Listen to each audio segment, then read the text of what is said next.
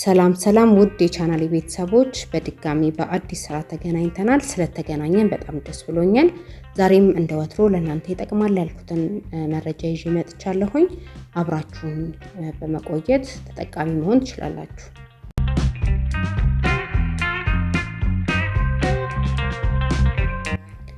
ዛሬ ትኩረት ማደርገው የፎሊክ አሲድ ጥቅም በእርግዝና ወቅት ላይ ነው።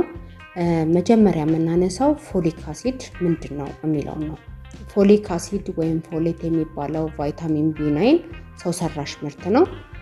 እርግዝና ገና ሲታሰብ ጀምሮ እንዲሁም ደግሞ በእርግዝና ወቅት ላይ ያለች ሴት መውሰድ ያለባት ነው ማለት ነው። ብዙዎች ፎሊክ አሲድ መውሰድ ያለብን መቼ ነው ብለው ይጠይቃሉ። መቼ ነው ይሄ መሆን ያለበት? የፎሊክ አሲድ እንክብሎች ለመፀነስ ያሰበች ሴት ጨምሮ ነፍሰ ጡር በአሁኑ ሰዓት የሆነችም ሴት ይሄንን መውሰድ ይገባታል ማለት ነው። እንዲሁም ደግሞ ፎሊክ አሲድ በተፈጥሮ ከምን እናገኛለን የሚል ጥያቄም ሊነሳ ይችላል። ይህንን ማግኘት የምንችለው ከተፈጥሮ ከሆኑ ምግቦች አረንጓዴ ቅጠላማ አትክልቶች ላይ ለምሳሌ ጎመን፣ ጥቅል ጎመን፣ ቆስጣ የመሳሰሉት ላይ ማግኘት ይቻላል። ከፍራፍሬ ደግሞ ብርቱካን፣ መንደሪን እና ሎሚ ውስጥ ማግኘት ይቻላል። ጥራጥሬዎች ላይም ማግኘት ይቻላል። ለውዝ ላይም ይሄንን ፎሊክ አሲድን ማግኘት እንችላለን።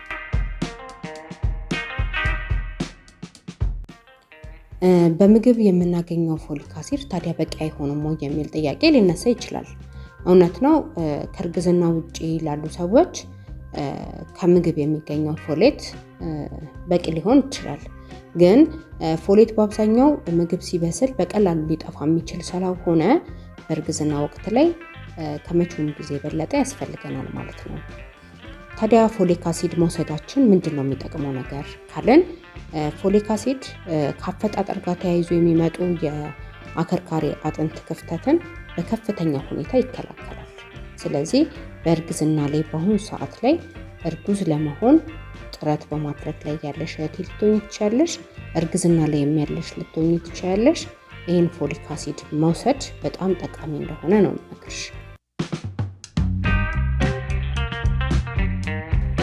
ውድ የቻናሌ ቤተሰቦች አብራችሁኝ ስለነበራችሁ ደስ ብሎኛል።